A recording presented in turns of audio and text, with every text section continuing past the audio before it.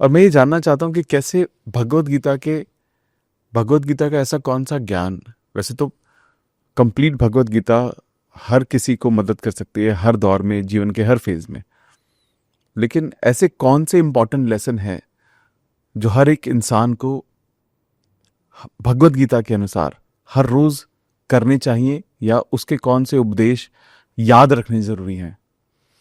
भगवत गीता तो manual for living है। जैसे कोई भी आप गैजेट खरीदते हो तो साथ में एक गाइड बुक आती है, उसमें ट्रबल शूटिंग इत्यादि सब रहता है। तो भगवान हमको संसार में भेजे हमारी संस्कृति में, ये उसकी गाइड बुक है। तो इसके तो सारे ज्ञान जो है लाभदायक हैं।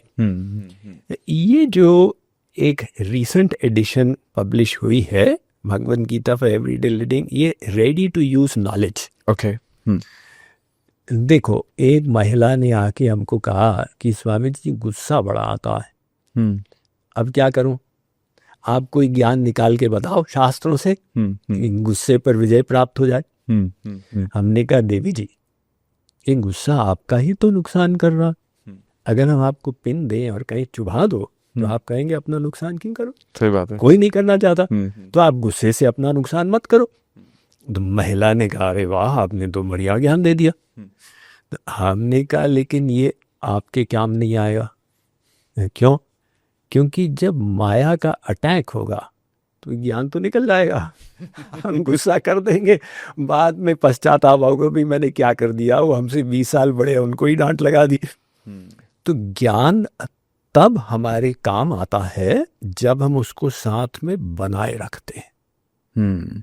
तो इसीलिए 3 स्टेप होते हैं।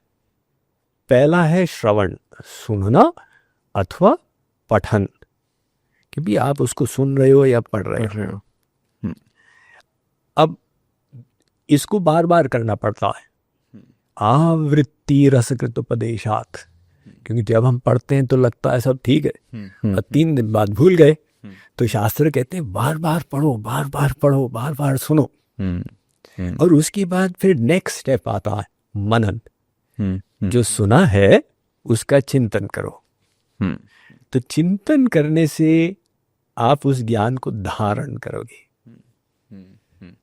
जो ज्ञान को धारण करे वो धीर।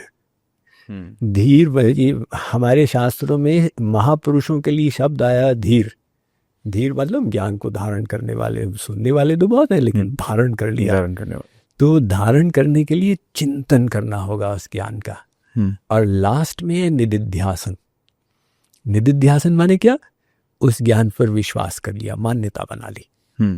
मान्यता बनाने से सब परिवर्तित हो गया। जैसे कठोपनिषद कहता है अस्तित्वोपलब्धस्य तत्व भाव प्रसीदति। वो जो भगवान की परिभाषा तुम बोलते हो, जानते हो कि वो अंदर बैठा है, बाहर है, सब जगह है, तो सब लोग बोल देते हैं, लेकिन मानता कौन है?